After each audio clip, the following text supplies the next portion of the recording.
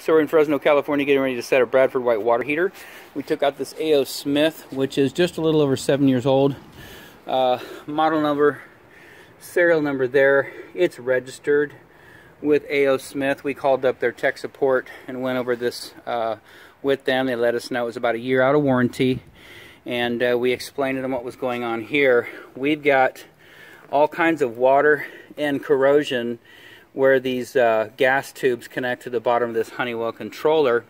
And looking at the back side, we didn't see any water coming out where it actually connects to the tank. Hard to see up in there right now, but it was completely dry. But it was dripping around here, and you can see the corrosion on the controller. That's the rust colored right there. And then also down here on the stainless steel, the corrugated connector right there. Hard, it's not really focusing real good right now, but that has started to corrode. This carries gas, and then you can see corrosion right here as well. Once these pipelines begin to corrode, they're done, which means minimum what we were explained to, and I put the tech support on speakerphone with the homeowner just so they could listen in. She said that they recommended replacing the unit. It's out of warranty, so nothing will be covered by A.O. Smith. We use Bradford White, so we have a brand new Bradford White. Reason being is the controller would need to be replaced, this tubing would need to be replaced, and also this tubing going into the unit would need to be replaced.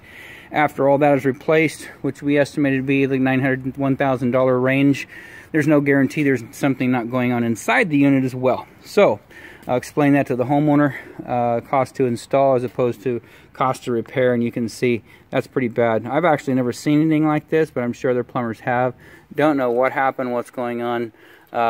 That's debris from the tank. Usually that little jelly-like substance is inside the tank. So it's found a way out here into the controller. Don't know how, and I'm not going to try and explain how, but I did want to document that just for the purposes of the homeowner. And then we'll go ahead and get this water heater installed, take another video when we're done. So we're in Fresno, California. The second part of the video here, we showed you the existing water heater sitting in the back of the truck and all the water that was coming out of the controller.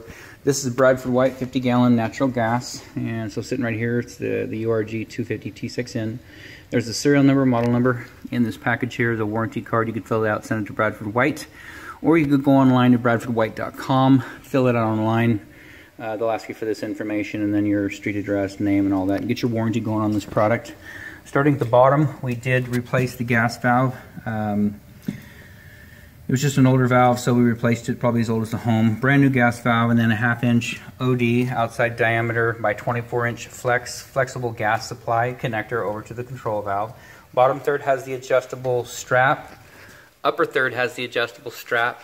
And then relief line, it's copper stubbed out. We didn't have any galvanized 90s with us, plus it's copper, so we just screwed a brass 90 on there and then went to galvanized nipples, so that's fine. There's no water ever in this. It's a relief valve, and so once a year, and most homeowners don't, but if you would like to, once a year you come out and you activate this device, this relief valve right here, just up and down, it releases water out. You want to make sure it springs back into place. 150 pounds per square inch. There's a spring in here, so when you pop it up, it flops back down. If it doesn't, something's going on with the valve. So anyways, out here at the top, we did replace the shutoff valve as well. That's a Watts 3/4-inch full port ball valve, and so that's right onto the copper adapter that's existing. We did not do any copper work today. Copper was stubbed out with the adapter on. So just the ball valve and then a little brass nipple down to a 3/4-inch by 15-inch long Falcon stainless steel connector. It's a full 0.725. That's almost a full 3/4-inch inside diameter down to another brass nipple, brass coupling. We don't like the nipples on top of these Bradford White water heaters. They have the heat traps encapsulate the top of the nipple, and you have to really tighten these flexible supply lines down, these corrugated supply lines down, and I don't like over tightening these. So what I do is a little brass coupling, brass nipple, file it down real good, flat, and then we don't have to over tighten these. So it's a great combination. A little bit more money, you know, a few bucks in brass fittings here. Same thing on the hot side. So stubbed out with no copper work here. That's not our adapter, but it is our Falcon stainless steel connector. All the way down to the tank. We've checked it. Got it filled up. Burner's going. Water's heating.